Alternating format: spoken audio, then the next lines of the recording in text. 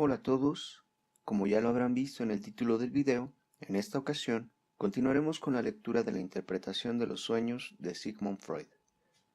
En la parte 2 llegamos a la mitad del inciso C del capítulo 1, en el cual Freud nos hacía una síntesis de la información recolectada por él acerca de los estímulos y fuentes del sueño. Los dividió en 4. Los primeros 2 son los estímulos sensoriales exteriores y estímulos sensoriales interiores o subjetivos. Hoy leeremos los 2 restantes y el inciso D del capítulo 1.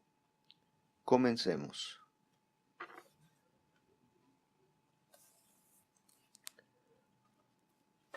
Número 3. Estímulo corporal interno orgánico.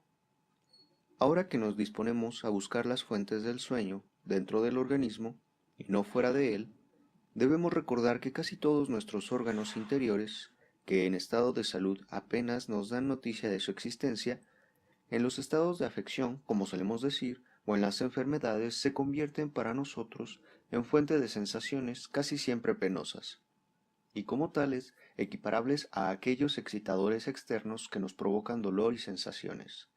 Muy antiguas son las experiencias que llevaron a Strompel, por ejemplo, a sostener, y dice: el alma alcanza en el dormir una conciencia sensitiva mucho más profunda y vasta de su corporeidad que en la vigilia, y se ve precisada a recibir y dejar que operen en ella ciertas impresiones de estímulos provenientes de partes y alteraciones de su cuerpo de los que nada sabía en la vigilia.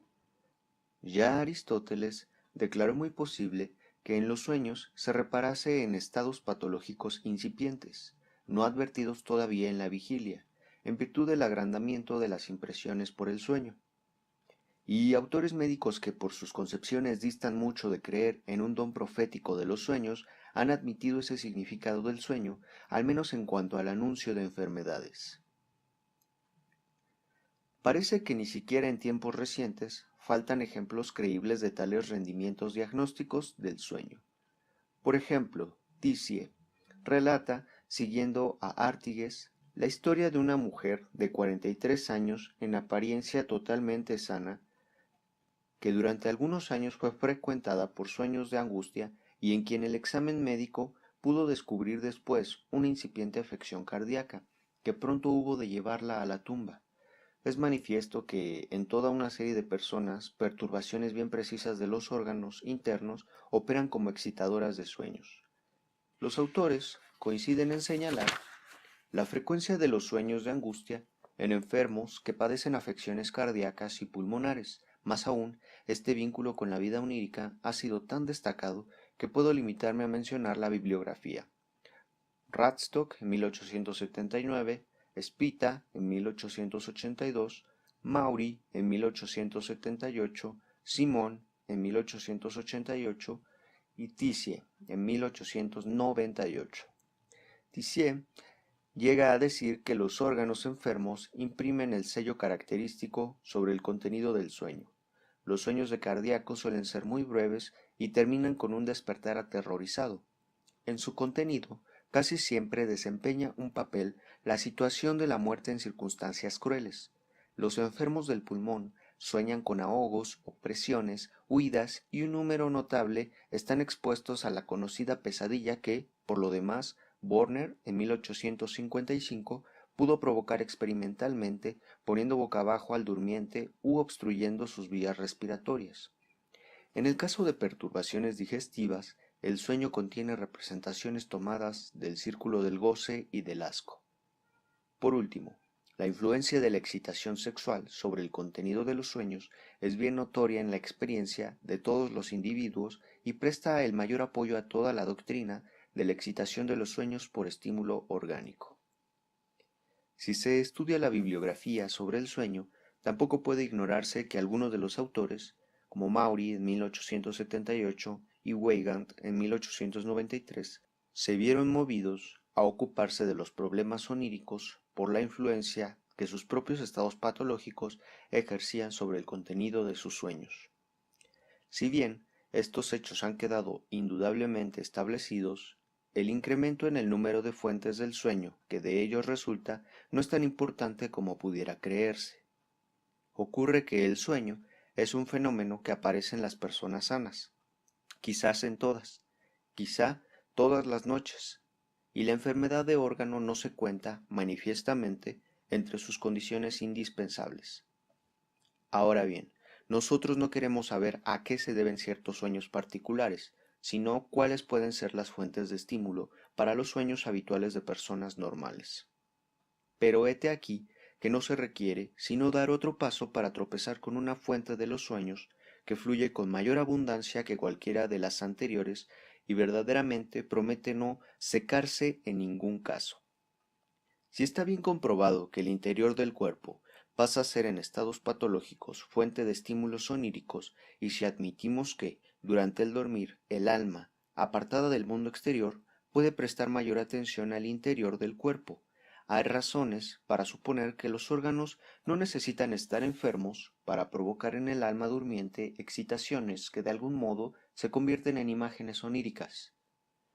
Lo que en la vigilia percibimos oscuramente, y sólo en su cualidad, como senestesia, a la cual, en opinión de los médicos, todos los sistemas de órganos prestan su concurso, constituiría por la noche, cuando su influencia es más intensa y sus diversos componentes aislados están activos, la fuente más poderosa y al mismo tiempo la más habitual para la suscitación de representaciones oníricas. No restaría entonces sino investigar las reglas que siguen los estímulos de órgano al transponerse en representaciones oníricas. Llegamos con esto a la teoría sobre la génesis de los sueños preferida por todos los autores médicos. La oscuridad que el núcleo de nuestro ser, el moi splanchnique, yo esplácnico, como lo llama Tissier en 1898, se oculta a nuestra inteligencia, y la oscuridad de la génesis del sueño se corresponden también una a la otra, que no se puede menos que relacionarlas. La argumentación que convierte a las sensaciones vegetativas de órgano en formadoras del sueño tiene además para el médico este atractivo: permite unificar la etiología del sueño y la de las perturbaciones mentales que en su manifestación muestran tantas coincidencias. En efecto, las alteraciones de la senestesia y los estímulos provenientes de los órganos internos acusan también considerable importancia en la génesis de la psicosis. Por eso, no es asombroso que la teoría del estímulo corporal pueda hacerse remontar a más de un creador, que la expuso de manera autónoma. Para muchos autores fue decisiva la argumentación desarrollada por el filósofo Schopenhauer en 1851. La imagen del mundo nace en nosotros porque nuestro intelecto moldea las impresiones que le vienen desde afuera en las formas del tiempo, el espacio y la causalidad. Los estímulos que parten del interior del organismo, del sistema nervioso simpático, se exteriorizan durante el día a lo sumo en una influencia inconsciente sobre nuestro talante. Pero de noche, cuando se acalla el efecto ensordecedor de las impresiones diurnas, las impresiones que surgen del interior pueden atraer la atención, del mismo modo que por la noche oímos el murmullo de las fuentes que el alboroto del día vuelve imperceptible. Pero, ¿de qué otra manera reaccionará el intelecto frente a esos estímulos si no es cumpliendo la función que le es propia? Por tanto, transformará los estímulos en figuras que ocupan tiempo y espacio, que se mueven siguiendo el hilo de la causalidad, y así nace el sueño. En el vínculo entre estímulos corporales e imágenes oníricas quisieron penetrar después, con más detalle, Scherner en 1861 y tras él Volkelt en 1875, autores cuya apreciación crítica reservo para la sección dedicada a las teorías sobre el sueño. En una investigación llevada a cabo con particular persistencia, el psiquiatra Krauss, en 1859, derivó la génesis del sueño, así como de los delirios e ideas delirantes de idéntico elemento, la sensación orgánicamente condicionada. Apenas se concibe algún lugar del organismo que no pueda ser el punto de partida de un sueño o una imagen delirante.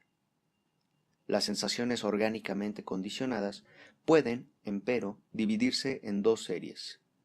Número 1, las que constituyen el talante global, senestesia, y número 2, las sensaciones específicas, inmanentes a los sistemas principales del organismo vegetativo, entre las que hemos distinguido 5 grupos.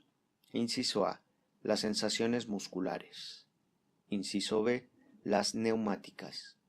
Inciso C, las gástricas. Inciso D, las sexuales. Inciso E, periféricas. Krauss supone que el proceso de génesis de las imágenes oníricas sobre la base de los estímulos corporales es el siguiente. La sensación provocada evoca, siguiendo alguna ley de asociación, una representación emparentada con ella, y se conecta con esta última constituyendo un producto orgánico. Ahora bien, el comportamiento de la conciencia respecto de este producto en modo alguno es el normal. En efecto, no presta atención alguna a la sensación misma, sino que se vuelca por entero a la representación acompañante, lo cual simultáneamente explica que la verdad de estos hechos pudiera desconocerse por tanto tiempo. Krauss designa a este proceso también, con una expresión particular, la transustanciación de las sensaciones en imágenes oníricas. La influencia de los estímulos corporales orgánicos sobre la formación de los sueños es reconocida hoy por casi todos los autores, pero la pregunta por la ley de la relación entre ambos recibe respuestas muy diversas, casi siempre oscuras indicaciones. Ahora bien, admitida la teoría del estímulo corporal, se impone una tarea precisa a la interpretación de los sueños: reconducir el contenido de un sueño hasta los estímulos orgánicos que lo causaron, y si no quieren aceptarse las reglas de interpretación descubiertas por Scherner en 1861, las más de las veces se tropezará con el hecho adverso de que la existencia de fuentes orgánicas de estímulo es revelada exclusivamente por el contenido mismo del sueño. Sin embargo, se ha plasmado de manera bastante coincidente la interpretación de diversas formas de sueño llamadas típicas, porque reaparecen en muchísimas personas con un contenido del todo similar. Son los conocidos sueños de despeñarse desde lo alto, de pérdida de los dientes, de vuelo y de vergüenza por andar desnudo o mal vestido. Estos últimos sueños estarían provocados simplemente por la percepción, hecha durante el dormir, de que se han arrojado las cobijas y se yace descubierto. El sueño de caída de los dientes se reconduce a un estímulo dentario, con lo cual no se alude forzosamente a un estado de excitación patológica de los dientes.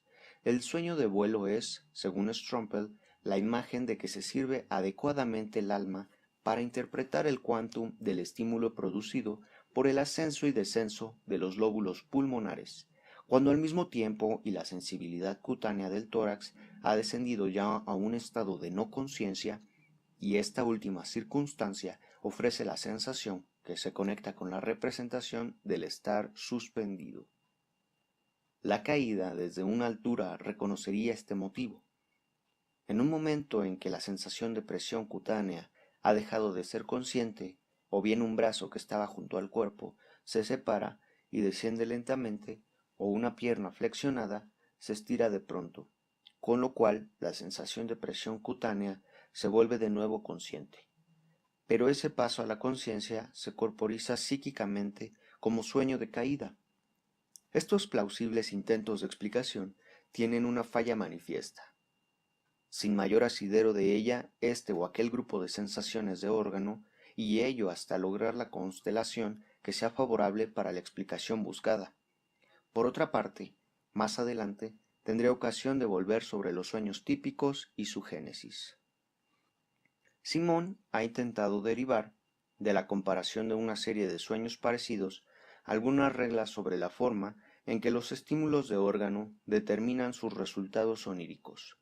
Según él, en 1888, cuando durante el dormir, en la expresión de un afecto, se encuentre por algún otro motivo en el estado de excitación en que aquel afecto lo pondría, las representaciones oníricas que de allí nazcan contendrán las adecuadas al afecto. Otra regla reza: cuando un aparato orgánico se encuentre durante el dormir en estado de actividad, excitación o perturbación, el sueño aportará representaciones relacionadas con el ejercicio de la función orgánica que ese aparato cumple. Mobley-Bolt se propuso demostrar experimentalmente, en un ámbito particular, esa influencia que la teoría del estímulo corporal supone en la formación de los sueños. Sus experimentos consistieron en modificar la posición de los miembros del durmiente para comparar los resultados oníricos con tales mudanzas. Comunica a manera de conclusión los siguientes acertos. Número 1. La posición que un miembro tiene en sueños corresponde aproximadamente a su posición real, es decir, se sueña con un estado estático que corresponde al real. Número 2. Cuando se sueña con el movimiento de un miembro, es siempre de tal modo que una de las posiciones que adopta al cumplirlo corresponde a la real. Número 3. En sueños puede atribuirse la posición del miembro propio a otra persona. Número 4. Puede también soñarse que el movimiento correspondiente es estorbado. Número 5. Si el miembro tiene la posición correspondiente, puede aparecer en sueños como animal o monstruo, pudiendo establecerse en tal caso una cierta analogía entre ambos. Número 6. La posición de un miembro puede incitar en el sueño pensamientos que tienen alguna relación con el miembro. Por ejemplo, si se trata de los dedos, soñaremos que contamos. De tales resultados, concluiría yo que tampoco la teoría del estímulo corporal pudo eliminar la aparente arbitrariedad con que son seleccionadas las imágenes oníricas que han de suscitarse. Número 4 del inciso C. Fuentes psíquicas de estímulo. Cuando tratábamos las relaciones del sueño con la vida de vigilia y considerábamos el origen del material onírico, nos enteramos de que, en opinión de los investigadores del sueño, tanto los más antiguos cuanto los más recientes, los hombres sueñan con aquello en que se afanan durante el día y que les interesa en la vigilia. Ese interés, que se continúa en el dormir, desde la vida de vigilia, no sólo sería un lazo psíquico que ata el sueño a la vida, se nos presenta como una fuente no desdeñable del sueño, que, junto a lo que ha devenido interesante durante el dormir, los estímulos que sobrevienen en ese estado, bastaría para explicar el origen de todas las imágenes oníricas. Pero ya vimos que esa afirmación es contradicha por quienes sostienen que el sueño aparta al soñante de sus intereses diurnos y que por regla general solo soñamos con las cosas que más nos han movido durante el día, cuando ya han perdido el atractivo de la actualidad para la vida de vigilia. De tal suerte, en el análisis de la vida onírica, tendremos a cada paso la impresión de que no pueden establecerse reglas universales si no es previendo restricciones mediante un a menudo, por regla general, casi siempre, y admitiendo de antemano la validez de las excepciones. Si los intereses de la vigilia, junto con los estímulos interiores y exteriores sobrevenidos durante el dormir, bastarán para agotar la etiología del sueño, tendríamos que ser capaces de dar razón satisfactoria del origen de todos los elementos de un sueño. El enigma de las fuentes del sueño se habría disipado y no quedaría sino deslindar en cada sueño las contribuciones respectivas de los estímulos oníricos psíquicos y los somáticos. En realidad, en ningún caso se ha logrado esa resolución completa de un sueño, y a quienes la intentaron les quedaron sobrando ingredientes oníricos, casi siempre muy abundantes, sobre cuyo origen nada pudieron decir. Evidentemente, el alcance que tienen los intereses diurnos como fuentes psíquicas del sueño no es el que haría esperar la confiada afirmación según la cual seguimos ocupándonos en sueños de nuestros asuntos. Otras fuentes psíquicas del sueño no se conocen. Por eso, todas las explicaciones del sueño que hallamos en la bibliografía, con excepción quizá de Scherner, a quien después citaremos, exhibe una gran laguna en cuanto a la derivación del material de imágenes representaciones más característico para el sueño. En esta perplejidad, la mayoría de los autores se ha inclinado por empequeñecer en lo posible la contribución de lo psíquico en la excitación de sueños, que tan inasible se presenta. Es verdad que adoptan como clasificación principal la que distingue el sueño por estímulo nervioso del sueño por asociación, el estímulo de los cuales halla su fuente exclusivamente en la reproducción de un material ya vivenciado. Wundt, 1874. Pero no pueden quitarse la duda de si el sueño ocurre sin un estímulo corporal que dé el impulso inicial, Volkelt en 1875. Además, es insuficiente la caracterización del sueño por asociación puro. En los genuinos sueños por asociación no puede hablarse ya de un tal núcleo firme, proveniente de una estimulación somática. En ellos, hasta el centro del sueño está constituido por un agrupamiento laxo. Si en todo sueño la vida representativa queda liberada de la razón y del entendimiento, en los de este tipo ni siquiera es cohesionada por excitadores corporales o anímicas ponderables. Y así queda abandonada a su propio ajetreo multicolor y a un vértigo inconexo en que todo se entremezcla. Wundt intentó después, en 1874, minimizar la contribución de lo psíquico a la excitación de los sueños, cuando explicó que erróneamente se ve en los fantasmas del sueño alucinaciones puras. Es probable que la mayoría de las representaciones oníricas sean en realidad ilusiones, en cuanto provienen de las impresiones sensoriales apenas perceptibles que nunca se extinguen del todo durante el dormir. Weygand hizo suyo este punto de vista y lo generalizó en 1893. Respecto de todas las representaciones oníricas, afirma que su causa más próxima son estímulos sensoriales, a los que después se añaden asociaciones reproductivas. Todavía más lejos va Tissier en el rechazo de las fuentes psíquicas de estímulo en 1898. Le rêve d'origine absolument psychique n'existe pas. Los sueños de origen absolutamente psíquico no existen. Y en otro pasaje, les pensées de nos rêves nous viennent du dehors. Los pensamientos de nuestros sueños nos vienen de fuera. Aquellos autores que, como el influyente filósofo Wundt, adoptan una posición intermedia, no dejan de observar que en la mayoría de los sueños cooperan estímulos somáticos e incitadores psíquicos desconocidos o reconocidos como intereses diurnos. Más adelante sabremos que el enigma de la formación de los sueños puede resolverse mediante el descubrimiento de una inopinada fuente psíquica de estímulos. Entretanto, no nos maravillemos de que los estímulos que no brotan de la vida psíquica sean sobrevalorados en la formación de los sueños.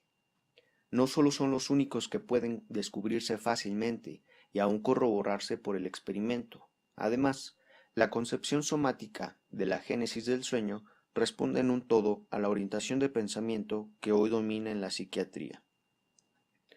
Es que si bien se insiste con la mayor fuerza en el dominio del cerebro sobre el organismo, todo lo que pueda revelar una independencia de la vida anímica respecto de alteraciones orgánicas demostrables o una espontaneidad de aquella en sus exteriorizaciones, asusta hoy a los psiquiatras como si su reconocimiento hubiera de retrotraernos a los tiempos de la filosofía, de la naturaleza y de la metafísica del alma.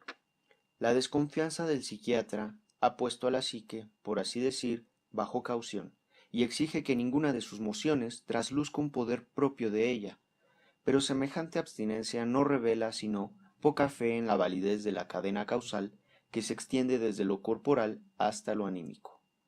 Aun allí donde la investigación permite reconocer en lo psíquico la ocasión primaria de un fenómeno, un estudio más profundo sabrá descubrir en cada caso la continuación del camino que lleva hasta la fundamentación orgánica de lo psíquico, pero donde lo psíquico haya de resultar, para el estado actual de nuestro conocimiento, la estación final. Será preciso admitirlo.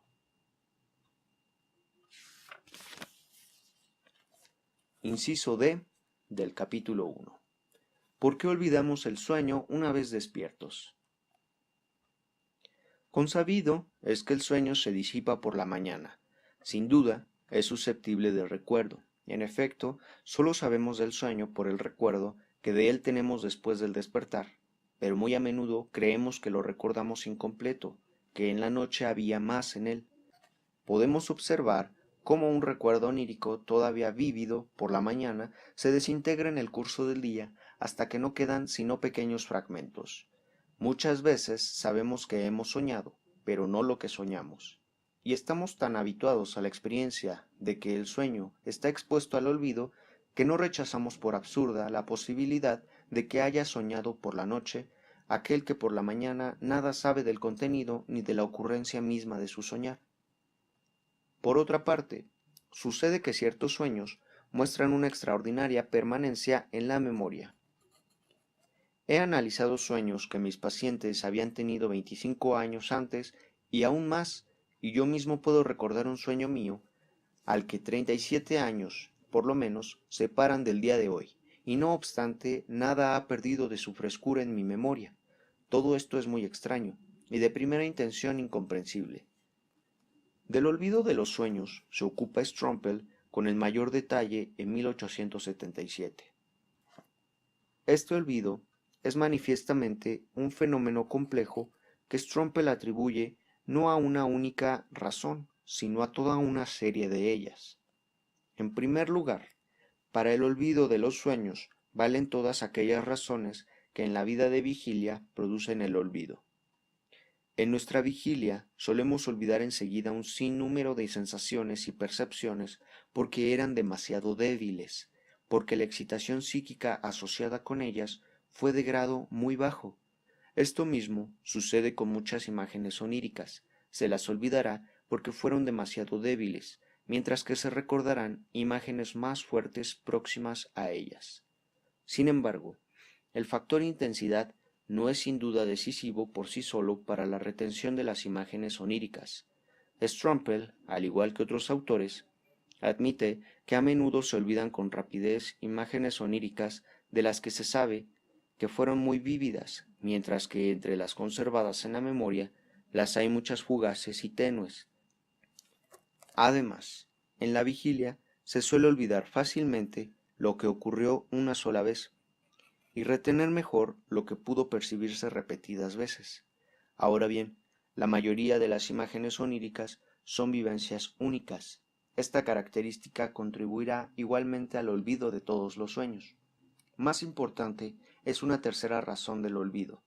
Para que sensaciones, representaciones, pensamientos, etc., alcancen una cierta magnitud mnémica, es necesario que no permanezcan aislados, sino que se presenten en conexiones y compañías del tipo adecuado.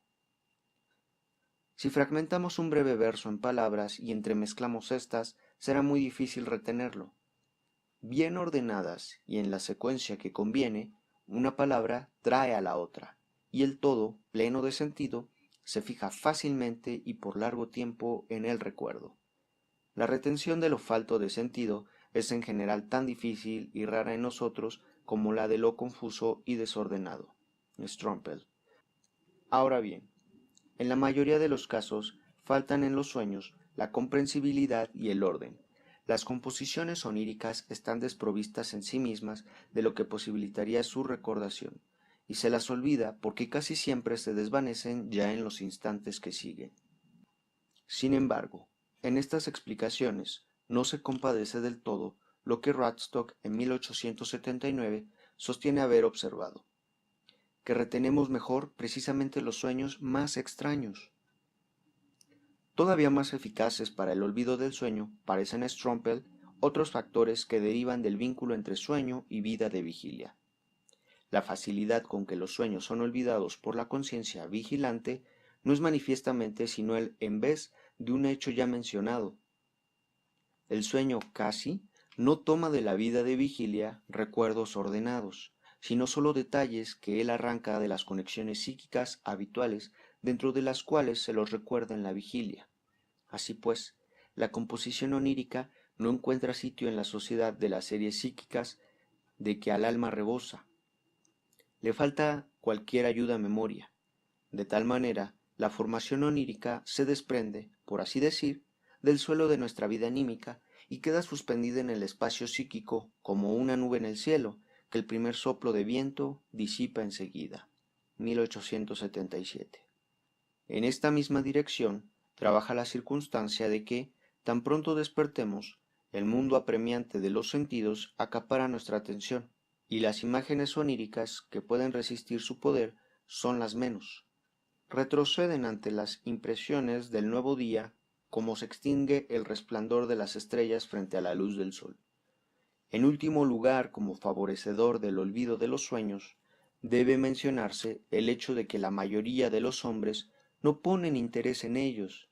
Quien, por ejemplo, como investigador, se ha interesado durante un tiempo por el sueño, soñará en ese lapso más que antes, o mejor dicho, recordará sus sueños con mayor facilidad y frecuencia. Otras dos razones para el olvido de los sueños que Bonatelli en 1880, según Benini en 1898, agregaría a las de Strumpel. En realidad, nos parecen estar ya contenidas en estas últimas, y son: número 1. Que el cambio en la senestesia al pasar del dormir a la vigilia no favorece la reproducción entre uno y otra. Y número 2. Que el diferente ordenamiento del material de representaciones en el sueño lo vuelve, por así decir, intraducible para la conciencia vigilante. Después de todas estas razones para el olvido, y como el propio Strumpel en 1877 lo destaca, es todavía más asombroso que retengamos en el recuerdo tanto de los sueños. Los continuados esfuerzos de los autores por discernir reglas en el recuerdo de los sueños entrañan una confesión. También aquí ha quedado algo enigmático e irresuelto. Con justicia se ha insistido recientemente en algunas particularidades del recuerdo de los sueños. Por ejemplo, que un sueño que de mañana se tenía por olvidado puede recordarse en el curso del día si su contenido, aunque olvidado, es rozado casualmente por una percepción. Radstock, 1879, y Tissier, 1898. Pero el recuerdo de los sueños, en general, está expuesto a una objeción susceptible de rebajar grandemente su valor ante la consideración crítica. He aquí la duda. Nuestro recuerdo, que tanto descuida el sueño, ¿no falsea lo que ha retenido? También Strumpel expresa esa duda sobre la exactitud de la reproducción del sueño. Entonces es fácil que la conciencia despierta introduzca mucho involuntariamente en el recuerdo del sueño.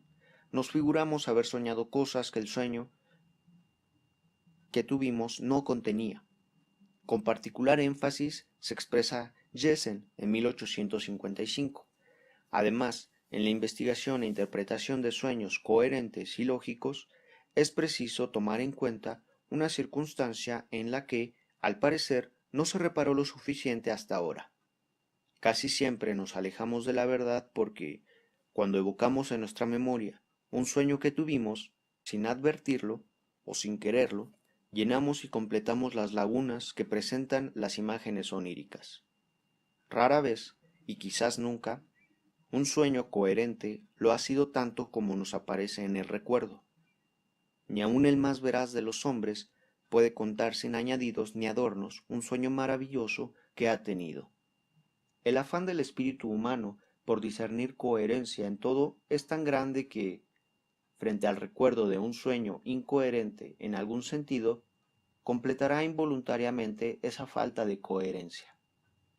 Casi como una traducción de las palabras de Jessen, nos suenan estas observaciones de Edger en 1895, no obstante haber sido concebidas por este independientemente. L'observation des rêves a ses difficultés spéciales et le seul moyen d'éviter toute erreur en pareille matière est de confier au papier, sans le moindre retard, ce que l'on vient de prouver et de remarquer. Sinon, l'oubli vient vite ou total ou partiel. L'oubli total est sans gravité, mais l'oubli partiel est perfide, car si l'on se met ensuite à raconter ce que l'on n'a pas oublié, on est exposé à compléter par imagination les fragments incohérents et disjoints fournis par la mémoire. On devient artiste à son insu.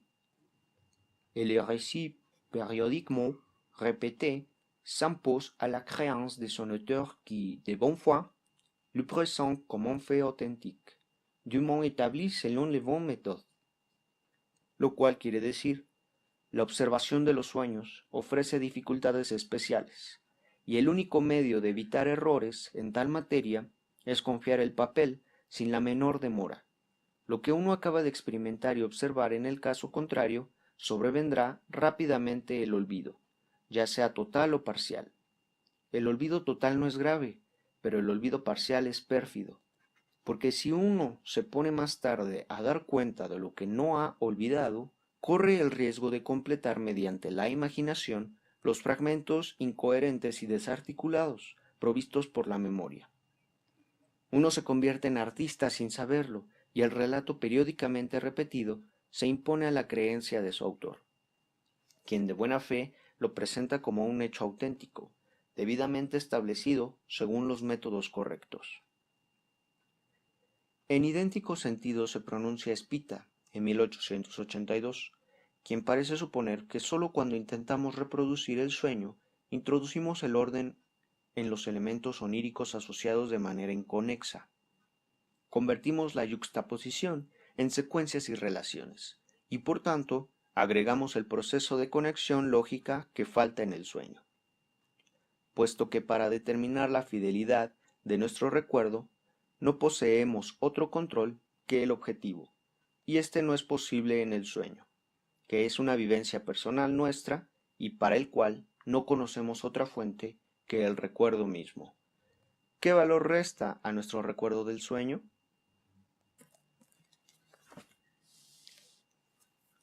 Bueno amigos, esta es la lectura de hoy. Posteriormente estaré subiendo los incisos restantes del capítulo 1. Suscríbanse, si les gustó el video, apóyenlo con un like y compartan con sus colegas y amigos. Chao.